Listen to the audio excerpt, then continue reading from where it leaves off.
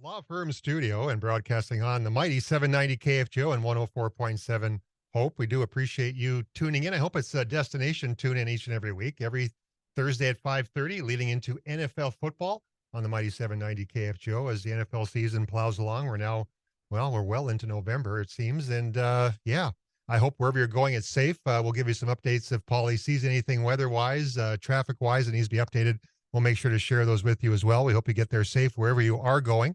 Roads are getting a little slick, but that just means it's more hockey season. I might put the skates in the back of the car and start skating down the streets here if things keep going the way it's going. But from the Nillis Law Firm Studio, we do appreciate you joining us each and every week. I'm Travis Dunn, along with my co-host Scott Taylor, who just joined me. He's down in Florida. He'll be rubbing it in. He's dealing with a hurricane probably, though. But the first thing I want to do is always to thank the sponsors that make this show possible. Without them, we don't do this. The Nillis Law Firm, the Golf Center in Grand Forks, Ralph Engelstad Arena, and the Sioux Shop. And the Sioux Shop's in the Ralph Engelstad Arena. You know where the rink is. You know where the Sioux Shop is. Dave Noah, Remax Legacy Realty, Jarrell's Hockey World, and, of course, Pilot Mound Hockey Academy in Pilot Mound, Manitoba. We do appreciate them sponsoring this show each and every week because without them, this show does not happen. So, again, very much appreciated. And with that, I open the gate and I say, "Hi, Scott. How's it in Florida right now?" Well, I think the trouble is over. We're no longer in much of a concern about hurricanes. It's rainy and not very pleasant, and we just got in from dinner and it was rainy and not very pleasant. But hopefully tomorrow will be better. Well, it's as you know. I'll tell you what, it beats being -9. Yeah, -9. By the way, folks, is Celsius, so don't freak out. That's not not Fahrenheit temperature down here. It's cold nonetheless, but it's snowing now in Fargo. We avoided the ice, unfortunately, out west, Jamestown, Valley City, and south. They got hammered with some moisture, way too much ice, and now the snow's on top of it. The snow here is not going to be amounting to a ton, but still be safe out there. But hey, Scott, it's November, it's hockey season, and we're fortunate enough to be able to do this each week. And boy, oh boy, tell you what, talk about stuff to talk about. This Kirill Kaprizov, our guest, by the way, our guest this week will be Gordy Tummelson from the Pilot Mound Hockey Academy, a former goaltender. We'll talk to him about goaltending and the psyche of goaltending. We'll also have another former goaltender. His name is Kevin Gorg.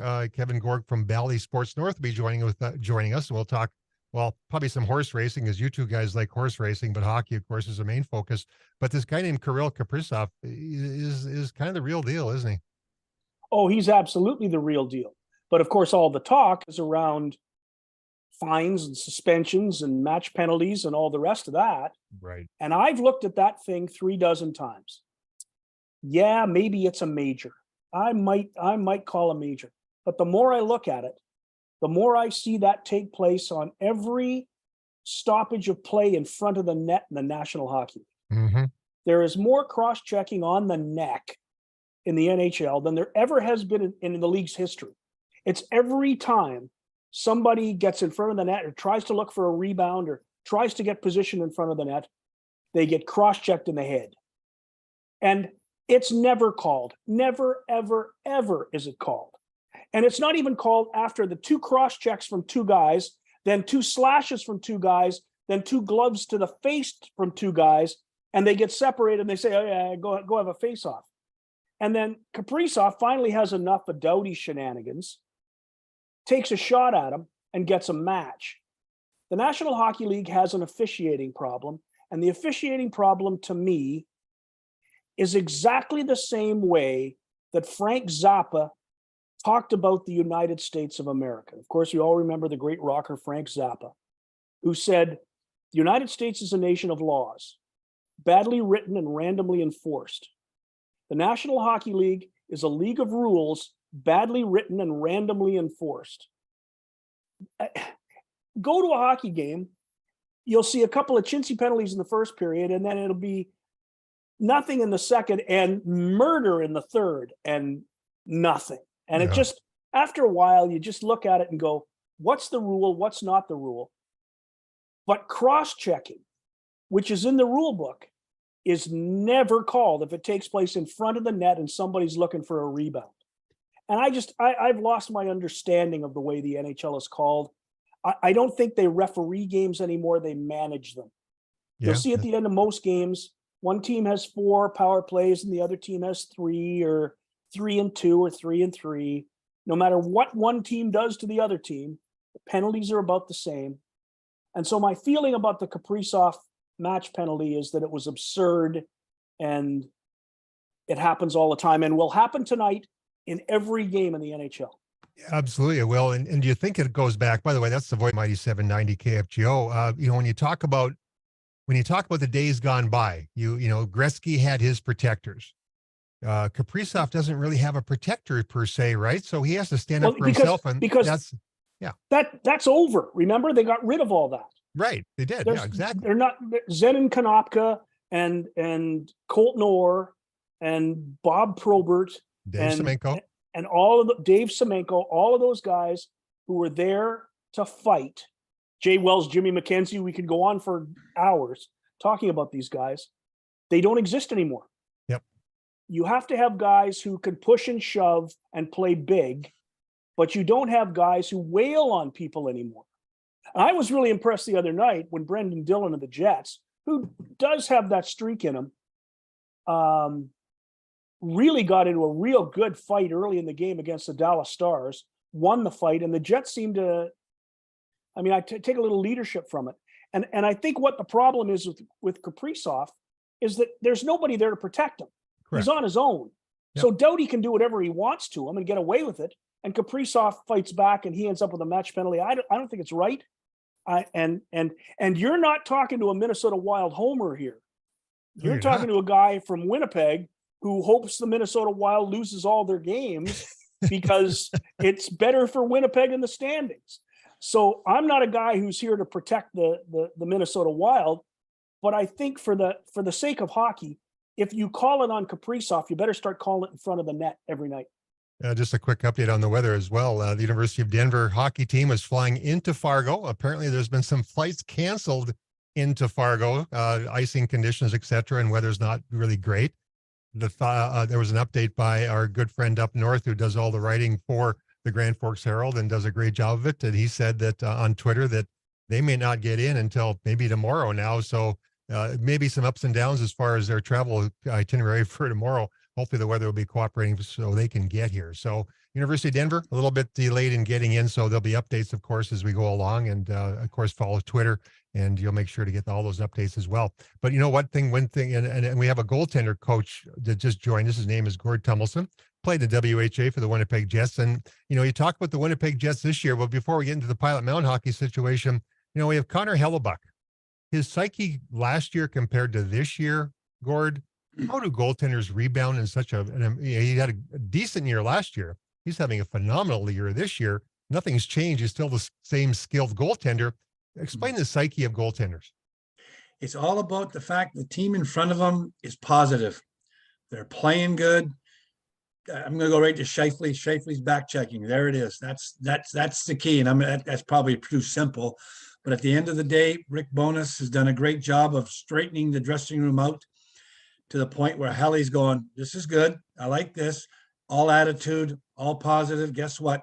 I'm now in everything. I want to win. We can do this. Blah, blah, blah. So it's all in the head. There it goes. You not only are the goaltender coach at Pilot Mount Hockey Academy, you have your own little goaltender school, which will give us the way to get a hold of you through your goaltender school. Gordy Tummelson goalies.ca. Gordy Tummelson goalies.ca. Simple as that. And I get the sense in my discussions with you about your goalie school that about 70% of it is mental. Yeah, well, I'll go to golf. Arnie Palmer said everybody's got to have 10%, and that's the physical, be able to shoot and play good golf. Score 1 goal or 10 goals, we can't win without if you don't care. It's all about caring. That's a key word in goaltending. Goalies care, and if the rest of the team doesn't or hasn't got the ability to, it doesn't matter, and we know it, and that's the end of the season. So caring's important. I've always said that the three athletes in professional team sports that need to have the absolute shortest memories are relief pitchers, defensive backs, and hockey goalies. When you score a touchdown over a defensive back, he can't think about that the next time the team has the ball. He has to go out and think about the job at hand. When a goalie gives up a goal, he can't think about it. And I have never met a goaltender like Connor Hellebuck, who will lose a game 5-2. And then you interview him after the game and you say, did you have were you at your best tonight? Did you miss some of that stuff? And his response is always, I thought I played great tonight. I had my corners. I was challenging the shooters. I felt quick. I thought I was great tonight. And it's as if he doesn't even remember that he gave up a goal, because he's going to go into the next game feeling just as good. He's a special guy on that side, and probably the elite guys are always that way. I can't, I was never an elite guy, so I don't know. But, I know Joe was pretty good at that back in the WHA, and Ernie Wakely and those guys. The number one guys have got to be able to do that, because it drags you down when you get scored on. So, and Helly he's got an ego.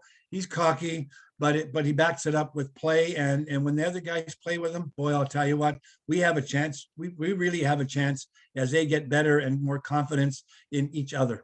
You're listening to Game on Hockey on the Mighty 790 KFJ and 104.7 FM. The voice you hear is Gordy Tummelson, the goaltender coach at the Pilot Mountain Hockey Academy. And Gordy, talk about adding these new programs, the U18 boys and so on. The number of goaltenders under your responsibility at this point has grown. How much do you enjoy that? I love the kids.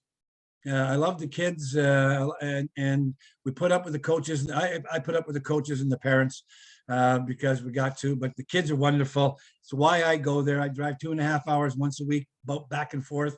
It's blizzards and snow. You're talking about snow, it's all of that. Yeah. It was horrible last year, but I enjoy the kids so much. I'm going to have trouble retiring one day from this, because it's the kids that drag me back there. The rest of it doesn't drag me back there, but it's the kids, and I love them, and that's all what it's all about for me. Tell us about your two U18 goaltenders that we're writing about in Game On Magazine for the next issue. Boy, they've had a tough season, but they're great kids. They're wonderful. And I asked them both. We were Tuesday night in Pilot Mountain. Tuesday's goalie night and goalie day and practice day for Brian Archibald comes out, and I come out, and we work with all the kids. And I asked all 8 of them, so where are you at with your season? And these two guys both said, we started off and the game owned us at the start of the year, and then we weren't doing very good. He says, right now, because of what we've learned and what we know today, because it's been hell. It hasn't been fun for them. If you take the shots on goal and the goals against, hasn't been fun. He says, we now own our own careers and our own hockey, and we're happy with that. And boy, what great attitudes for two young guys. I'll tell you what, that's Pilot Mountain Hockey Academy. You get great instruction. Gord Tummelson played the WHA. He's seen some of the best out there. Great guidance to these young men and young women throughout the hockey program. Gordy, if people want to get in touch with you, how do they go about doing so? Yeah, Gordy Tummelson. I say Gordy at pilotmountainhockeyacademy.com. That's as simple as it is. Gordy with an IE at pilotmountainhockeyacademy.com. Well, Gord, thanks for joining us. It is a little stormy down here, a little more stormy up towards where you are. What, 8 Celsius? Again, people, it's not 8 below Celsius. 8 below Fahrenheit is 8 below Celsius, just to kind of keep our American brethren from freaking out. It's not that cold quite yet. But we sure appreciate you jumping on board. Safe travels back and forth between the big city and Pilot Mountain, Manitoba, my friend. Thanks, you guys. Appreciate being here. Thanks, Gordy. Appreciate it. That's Gordy Tummelson. You know what? That segment was brought to you by Nilles Law Firm, which provides legal services in more than 10 areas of practice, including business and corporate law, estate planning, wills and trust, probate, commercial litigation, adoption services, as well as real estate. A division of Nilles Law Firm is Northern Title, which provides complete closing and escrow services along with title insurance policies for all types of real estate transactions in North Dakota as well as Minnesota. Call Nilles Law Firm at 701-237-5544 or look them up on the World Wide Web at nilleslaw.com. Well, we'll take a quick break. Maybe come back with a weather report. Maybe we'll talk about Denver hockey maybe getting here. Hopefully they will do so. But we will have Kevin Gorg, Bally Sports North, be joining us after the break. You're listening to Game on Hockey with Scott Taylor and Travis Dunn and Gordy Tummelson on a Thursday afternoon leading into NFL football on the Mighty 790 KFJ and 104.7 FM. Gordy,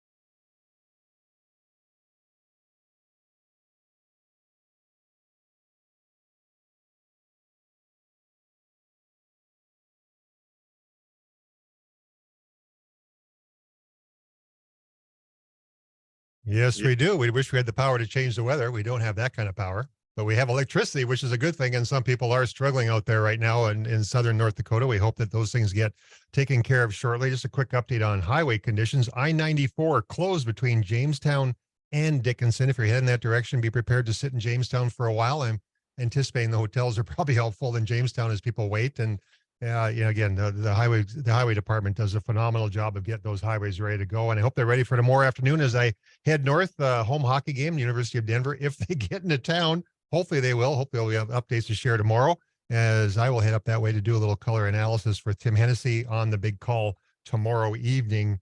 Denver Pioneers rated number 1 in the country against UND 11-12. So hopefully that'll all work out. But with that, Mr. Scott has a message for all of us. Yeah, I do. You know that there's no golf down here right now. No, the golf courses are closed. Yeah, 1,200 plane flights out of Orlando were canceled yesterday because of the hurricane. Oh, but it's gone. They'll be playing golf tomorrow. You can get tee times pretty easy now because those people didn't get down there because the flights were canceled. Get down. No, neither getting down nor getting back.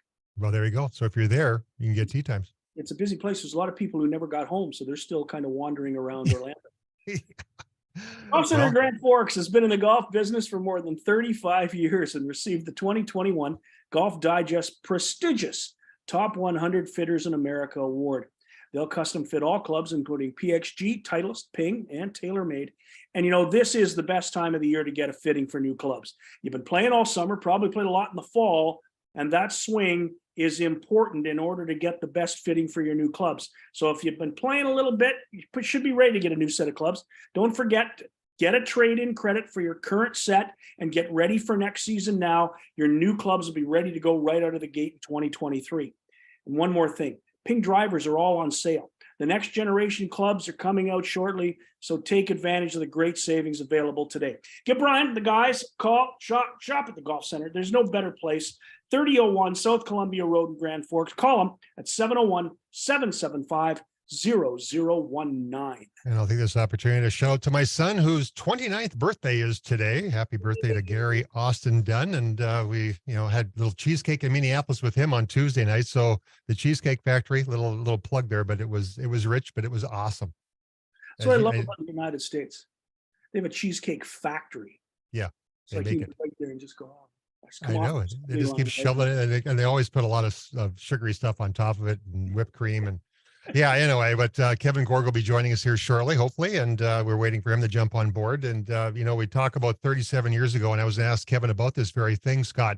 37 years ago, one of the best goaltenders ever. They think the strap on the pads passed away. His name was Pelle Lindbergh, Philadelphia Flyers goaltender in a car crash. And boy, how 37 years has flown by. And for 37 years, Philadelphia Flyers have desperately tried to find a goaltender that could take them as far as Pelle Lindbergh could have. Yeah. Lindbergh was one of the greatest goaltenders in the NHL. Young, hadn't really proven himself enough, but everybody saw a certain spark in him, and died in a tragic car accident. And the Flyers have never had great goaltending since. They've had good goaltending at times, but they haven't had that goalie that'll take them to the Stanley Cup championship. And we talk about this all the time. You have to call it the National Hockey League playoffs because you can't call it goalie. And the reason why most of the Conn Smythe Trophy winners have been goaltenders is because goaltenders are the difference during that 28 win marathon, 16 win marathon over 28 days that you have to go through in the spring every year to win that Stanley Cup. And if you don't have a good goaltender, you're by the wayside early. And trivia question: do you know the goaltender that was called up in that particular instance? I do not. His name was, well, it was always a UND connection. His name was Darren Jensen. Goaltender at UND was called up, and he was the one called up to take the place of Pelle Lindbergh. He remember standing on the blue line for that particular game. There, it was his first NHL game. It was against the Edmonton Oilers. Looking at Wayne Gretzky and everybody else was on the entire Philadelphia Flyer blue line was crying because it was an emotional night for that particular hockey team. So it's just one of those things that Yeah, yeah, and Darren will have to have him on because he explains it so much better than I do. Kevin Gorg's having a hard time getting in here with that link I sent him. I just resent him the link, so he'll be on here shortly. So I'm going to just send this out there as well. While the Sioux Shop in Ralph Engelstad Arena is bringing you this segment. Get ready for the upcoming hockey season. Well, it's already hockey season, but get in style at the Sioux Shop in the REA or the all-new SiouxShop.com. Great selection of jerseys, quarter zips, hoodies, and more. Plus your headquarters for exclusive U.S. Hockey Hall of Fame game in Vegas, which they're probably discounting now because that game was a couple weeks ago. Also featuring UND football, basketball, volleyball, soccer, t-shirts, and more. I need to strike out that U.S. Hockey Hall of Fame thing, Scott. This weekend, well, University of Denver is in town, and it is a huge rivalry weekend. Obviously, salute to service weekend, retired and active military ticket discount with military ID at the RAA box office. And next weekend, Friday night, Ed Belfour, one more shift. He'll be in town doing some signings of Belfour Spirits on Thursday and Friday. One more shift on Friday, and the 1982 National Championship Team 40-year anniversary will be had that particular night. And tickets at Ticketmaster $29 to take that in.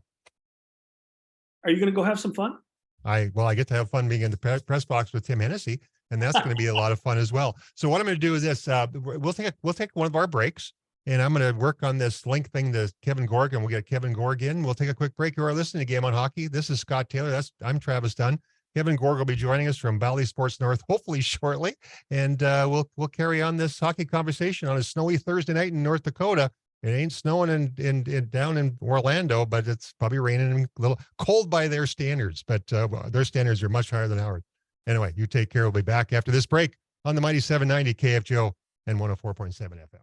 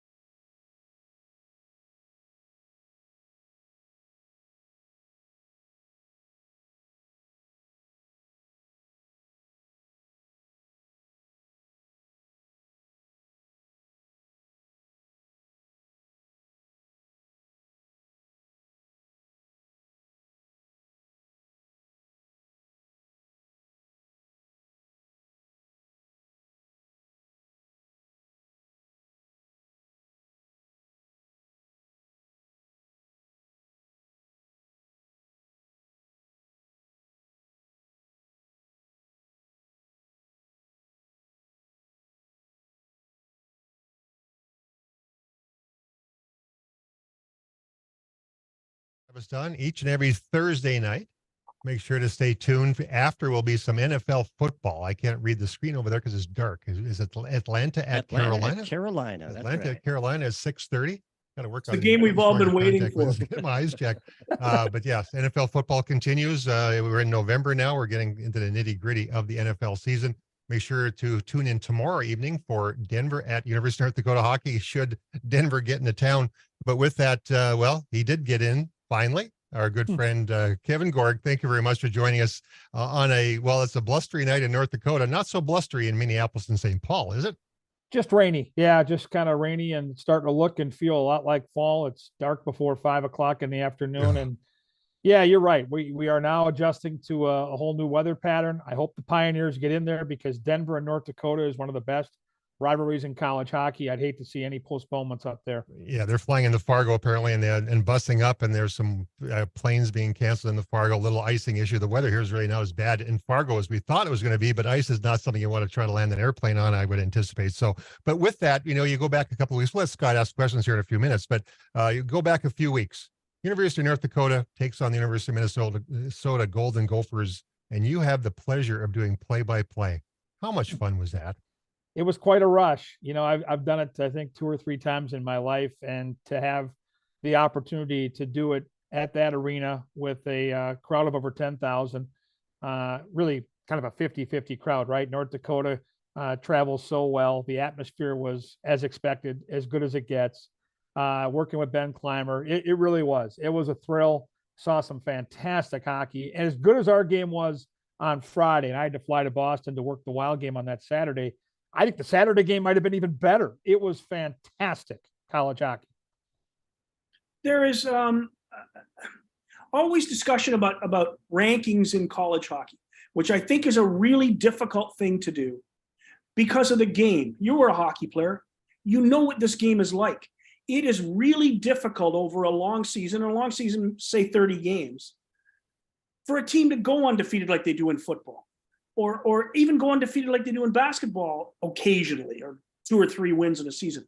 But hockey teams beat each other up, and the travel beats each other up, and injuries beat up teams more than any other sport but football.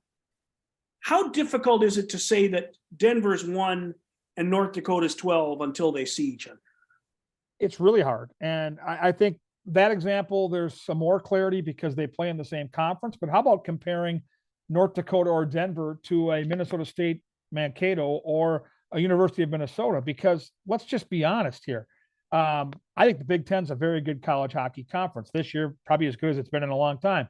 I think that Minnesota State has a couple of other decent teams in their conference, but neither of those teams plays the schedule that North Dakota or Denver plays in the NCHC. It's the best conference in college hockey. It's the closest thing we have to the original WCHA, which I grew up on. And so how do you compare those schedules when the lesser teams in the NCHC would probably be teams that would be near the top in a conference where Mankato plays, and certainly Midler's at least, if not better, in the Big Ten. So that's where I think you have a really hard time ranking these teams. And until they play each other, you have no idea. And so to your point, I think college hockey, it's one of the most difficult things to do. And I always feel bad for those 1 or 2 teams on the bubble come tournament time that get left out with the pairwise and all that good stuff. There has never been a sport that I recall watching that is expanding as quickly at the Division I level than college hockey is now. What is it, 66 teams now, Travis? You usually have it on the tip of your tongue. 64. 64 teams, Yep. And we're expecting that to be 68 by 2024. One would anticipate. At least, yeah. The sport's booming, and that's got to be good for the NHL. It's great. And I think the NHL has something to do with this. You look at, I'll think of one of the biggest stars out there right now, Austin Matthews. He's from Arizona. Hockey can work in warmer climates. The NHL, led by Gary Bettman in the last couple of decades, has proven that. You go down to Tampa Bay, you can't get a seat. You go to a place like Carolina, it's like a rock concert when the Hurricanes take the ice. So hockey can work in these, obscure spots. Now we're seeing Arizona State make some real headway in college hockey. If it can work there, it can work anywhere. I'm shocked that Illinois doesn't have a team yet. I'm shocked that some of these other Big Ten football and basketball powers haven't given college hockey a serious try. I think they will down the road. And I think it's going to be great because, college hockey, all boats will rise. The more teams we get, the more kids that can play Division I college hockey, the better it is for everybody and the more entertainment we're going to have. I mean, how much fun is it now if Arizona State becomes a relevant ranked program on a regular basis? Think of the kids that play at North Dakota or Minnesota or any of these schools that get to go out and play ASU in the desert. That would be terrific fun.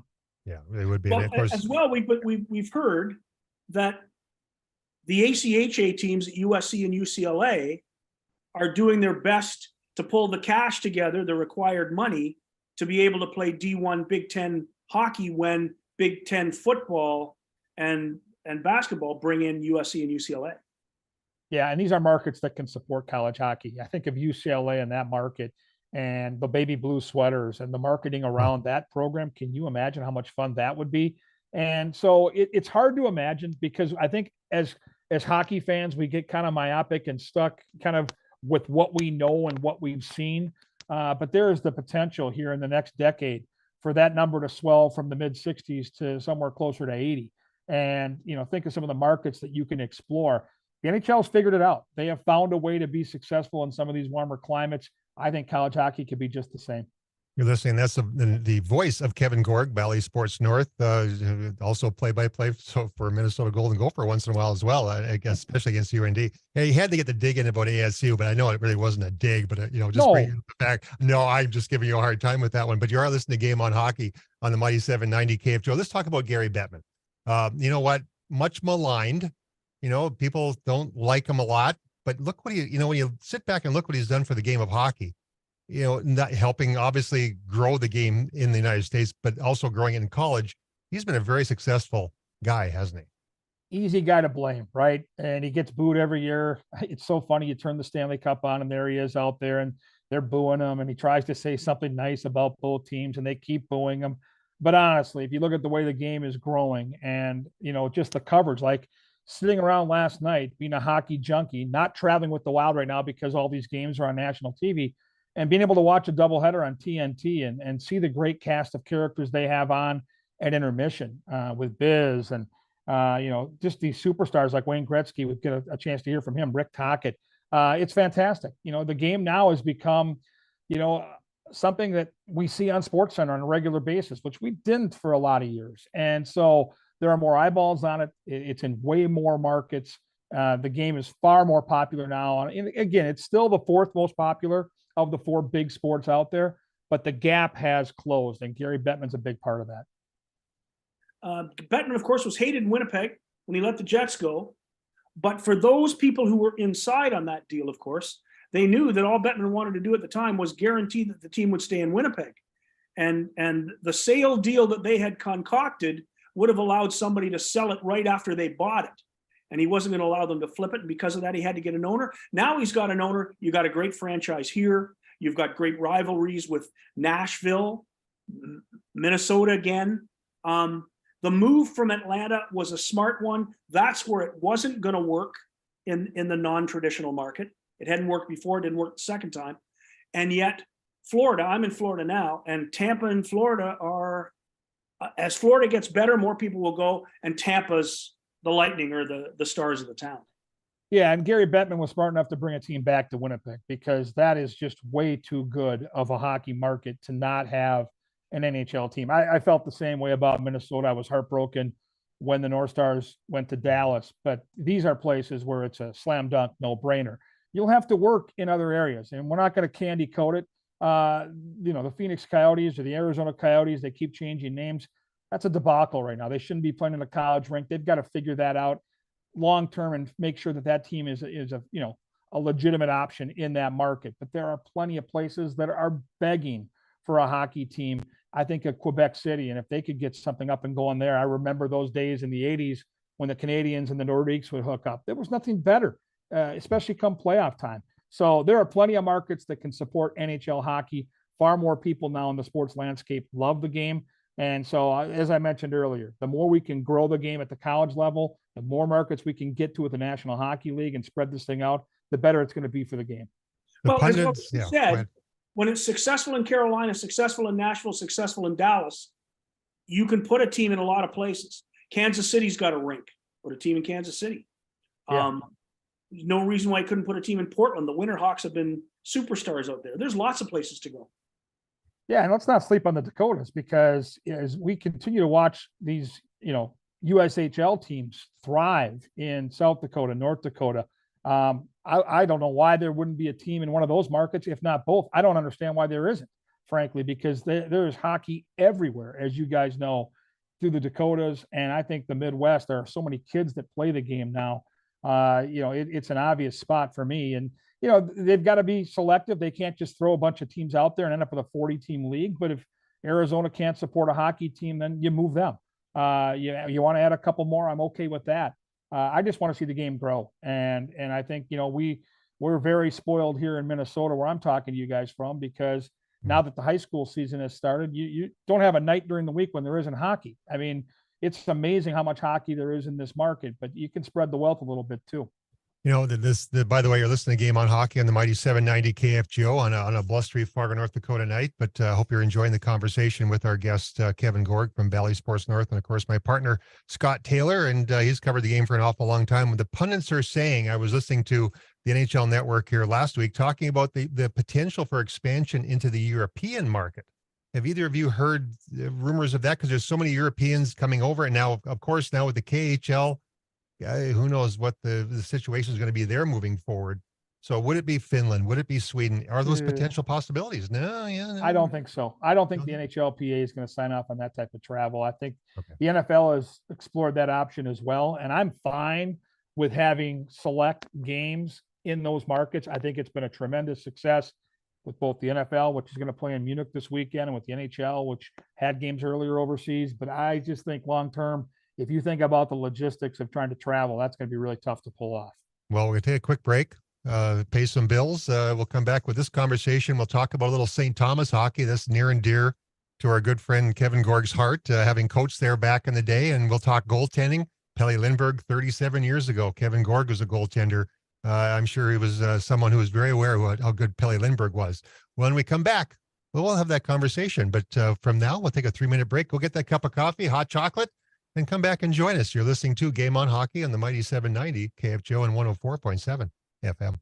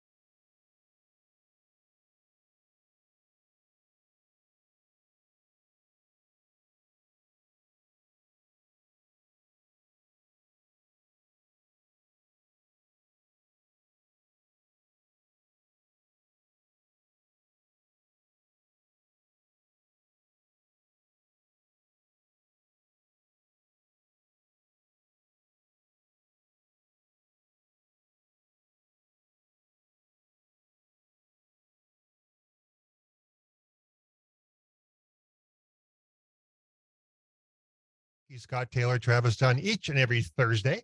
Make sure to stay tuned after for a little NFL football. Atlanta at Carolina, maybe in the rain in Carolina probably as well.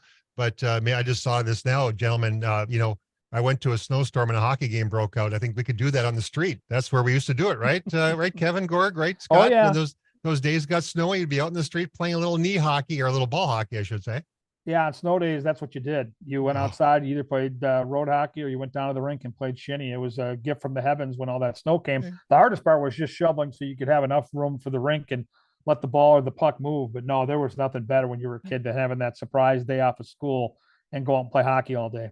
There was no such thing as computers where we had to do that in-home learning. But this update, I-94 is closed from Jamestown to Dickinson at this point. So if you're heading that direction, be prepared to stay in Jamestown. I'm sure the interstate will get open probably sometime tomorrow.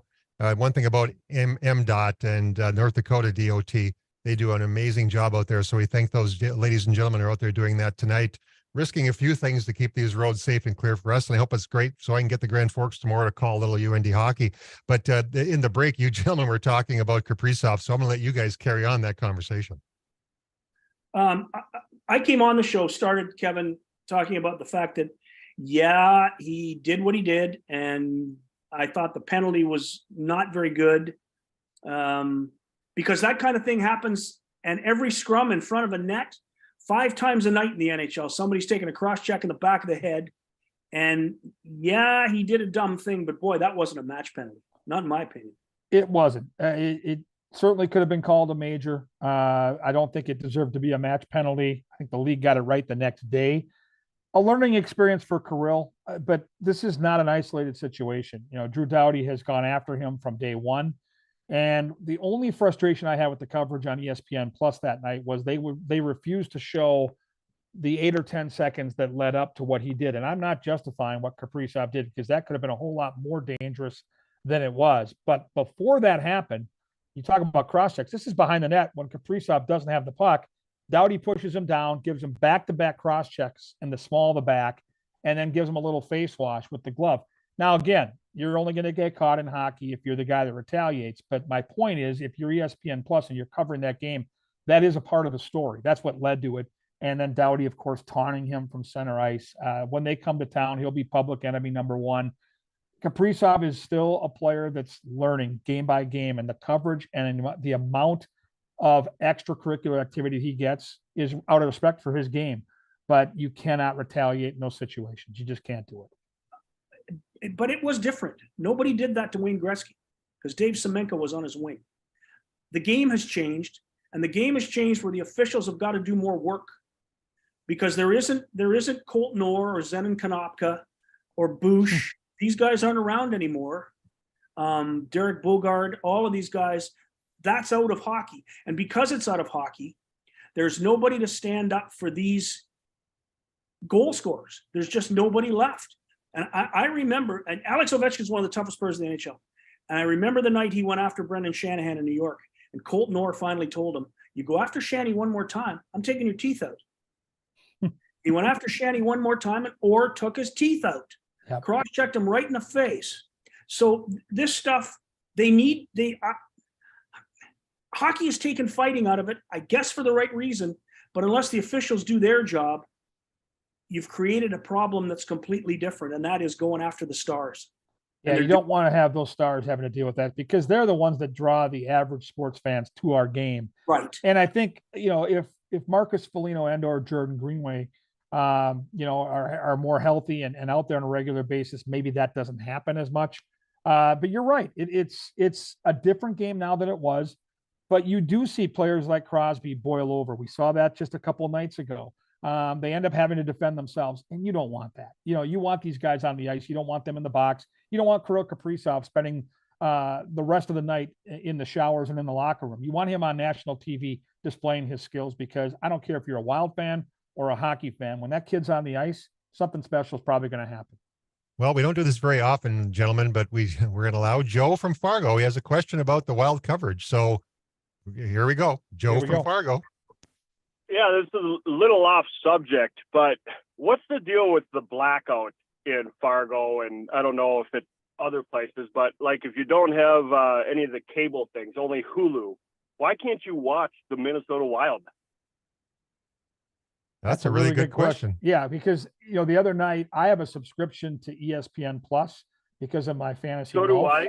Yeah, and so I had to And so do I. download that to watch the game. I couldn't watch it on any other platform.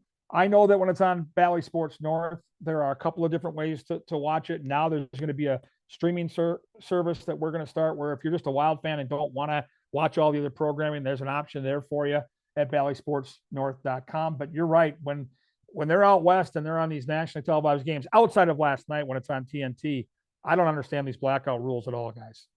Yeah. Yeah, it's crazy. Like all I have is Hulu, and I get every hockey game in the world, but I don't get the Minnesota Wild, our hometown hockey. It's crazy. Well, and a lot of my buddies have it too, and they all talk about this.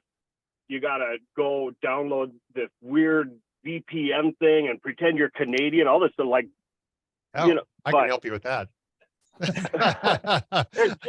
it's so tough to watch the Wild, and it's crazy that so my wife doesn't want me to pay for cable, but I almost have to go back to that. Hey Joe, thanks for the call. One thing about Kevin, he can't make that all work, but the Bally Sports North streaming, which he shared, that's a good thing moving forward. So more opportunities at least. And Joe, thanks for listening. We do appreciate that as well. But a little change of subject in our last 3 minutes here. We got St. Thomas. University of St. Thomas has come a long way. Any updates now on their rink situation? I'm sure you're pretty aware of what's going on, right? Yeah, they finally announced that is going to happen. Construction is yet to start, but there is a location on campus right now. Currently, it's where the baseball team plays. They're going to move softball and baseball over to, if you're a local, you'd know where this is, but there's an old Ford plant about a mile and a half from St. Thomas off a street called Ford Parkway.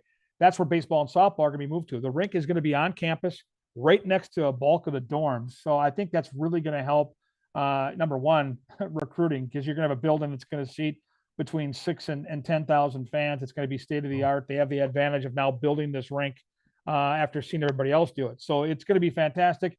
It's probably 2 years away. And I think it coincides with St. Thomas having to wait 5 years to be NCAA qualified to play in the tournament. So it's all going to kind of come together here. My guess would be by the year 2025. Well, I guess Scott doesn't have a question, but it's so great. I got a question on horse racing. How'd you do in the Breeders' Cup? Oh, there we go.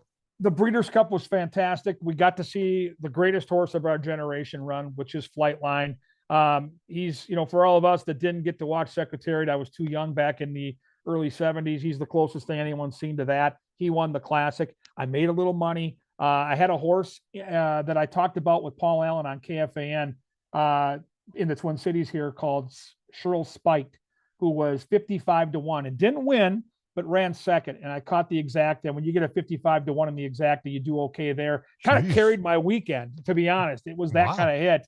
And so we had some fun, but truthfully, as a fan of the game, seeing a horse like Flightline, watching the Breeders' Cup Classic in prime time on national television for a game in horse racing that's certainly far off the radar for most sports fans for at least a couple hours, it was front and center, and it was spectacular.